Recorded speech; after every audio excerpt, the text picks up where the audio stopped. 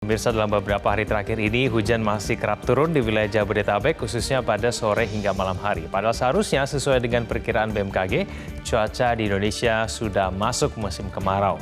Apakah ini yang dimaksud dengan kemarau basah? Faktor apa saja yang membuat kondisi cuaca semakin sulit untuk diprediksi? Kita akan simak data-data berikut ini. Pemirsa, Anda dapat melihat di sebelah kanan saya, kita akan mencermati dulu mengenai perkiraan BMKG yang disampaikan sejak awal tahun. Awal Maret, BMKG memprediksi musim kemarau pada tahun ini, tahun 2023 akan datang lebih awal, di mana wilayah seperti Bali, NTB, NTT, dan Jawa Timur pada musim kemarau akan datang pada bulan April, sedangkan wilayah Jabodetabek, Sumatera Selatan, musim kemarau akan datang pada bulan Juni.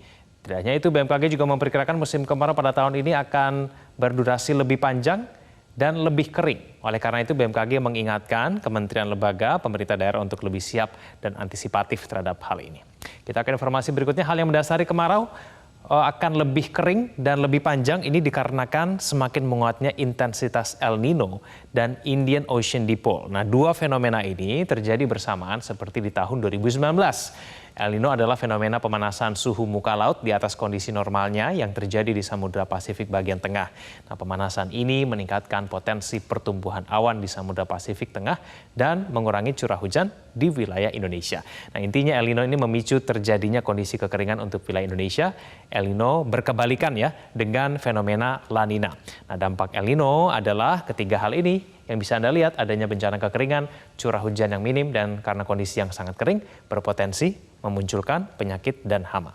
Namun apa yang terjadi pada akhir-akhir ini setidaknya hingga bulan Juli berbeda dengan perkiraan BMKG. Nah, hujan diketahui masih turun di sejumlah wilayah Indonesia, khususnya di wilayah Jabodetabek, khususnya pada sore hingga malam hari ini. Bahkan pada hari ini BMKG mengeluarkan peringatan dini potensi cuaca buruk akan terjadi di wilayah Jakarta, di mana ada potensi hujan disertai dengan kilat dan angin kencang. Nah, menurut ahli dari Badan Riset dan Inovasi Nasional menyebutkan kondisi yang terjadi pada saat ini disebut dengan kemarau basah.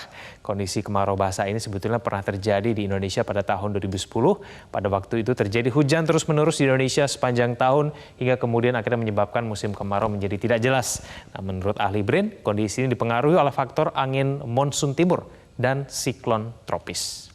Nah, sedangkan menurut BMKG, turunnya hujan pada saat musim kemarau seperti saat ini adalah merupakan fenomena harian biasa yang kemudian bisa memicu cuaca ekstrim yang berujung pada bencana hidrometeorologi.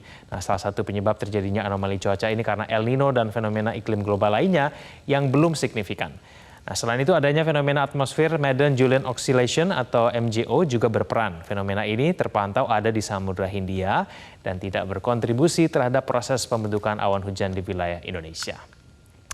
Nah, menyikapi anomali cuaca ini, maka masyarakat diimbau untuk mewaspadai perubahan cuaca ekstrim seperti siang yang panas terik, lalu kemudian sore hari turun hujan dengan intensitas tinggi. Kondisi seperti ini kita dituntut untuk menjaga daya tahan tubuh agar tidak mudah terserang penyakit.